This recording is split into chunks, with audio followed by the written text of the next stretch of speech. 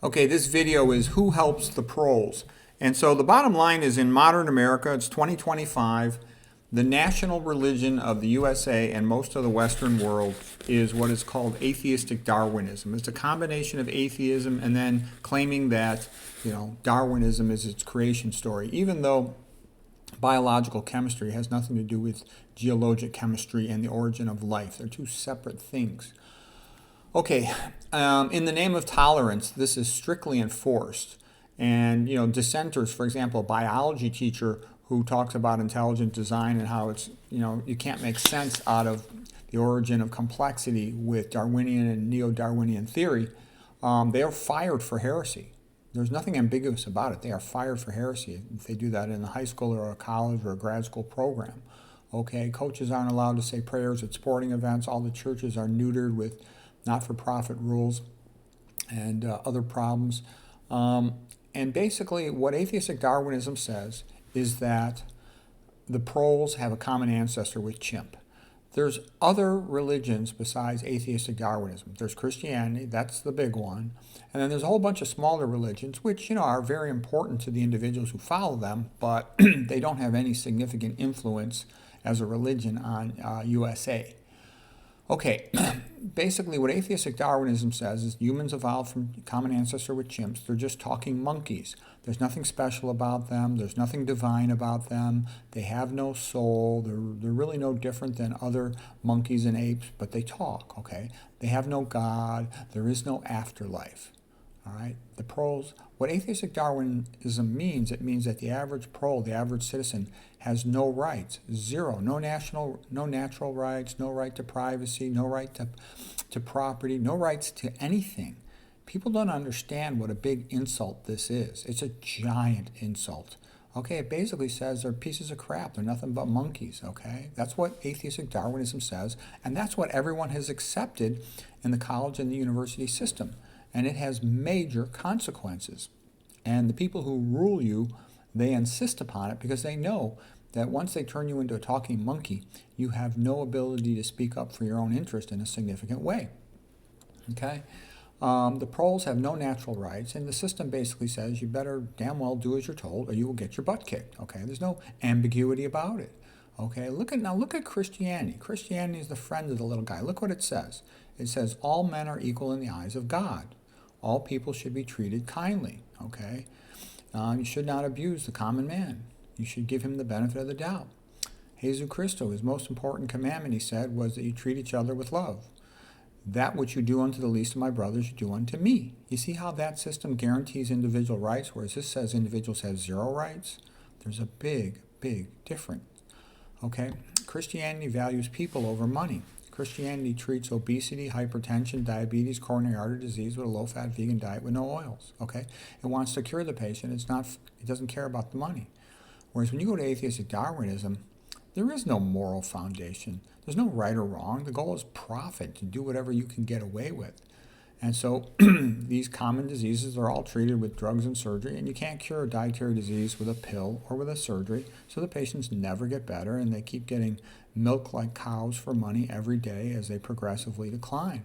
I mean, you look at a disease like diabetes. The patient can be totally asymptomatic while they're destroying their kidneys and other parts of their body, and then by the time their kidney function becomes abnormal, it's a fait accompli, and they just rapidly slide downhill into kidney failure, dialysis, and death. They usually die from coronary artery disease before they are on dialysis, but they don't do well. Okay, there's no medical, surgical, technical bullshitology that can improve healthcare. You take a new machine, like let's say a CAT scan, and yeah, it's great for diagnosing appendicitis and a few other things, but what does it get used for mostly? To do screening studies, to turn more chumps, dummies into patients, poor patients, okay? Christian ethics and noble masculinity, these are the only things that could save healthcare or America in general. However, the public is far too stupid to understand this, and the rulers are smart and they don't want it because they know what that means. So poverty and chaos will continue. So you really can't do much on any large scale.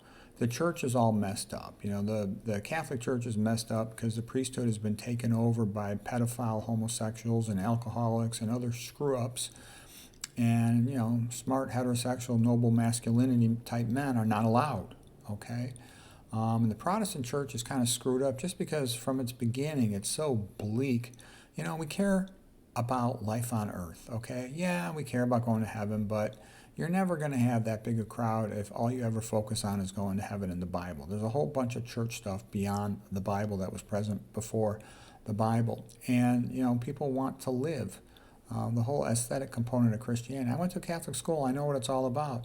You've got a sports team. You've got church. You've got lunch parties and stuff after church. You've got feast days. Everybody knows each other. You had tons of friends in those communities. There was a community. People knew each other. It was great. Okay, let's see. What else?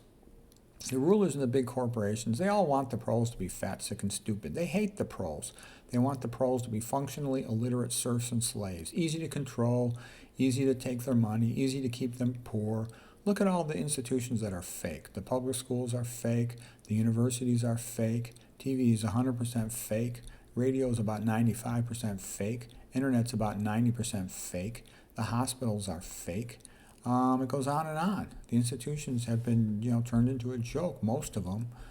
They want to feminize the men and masculinize the women because they're creating gender chaos, okay? Men can't out women, and women can't out men, okay?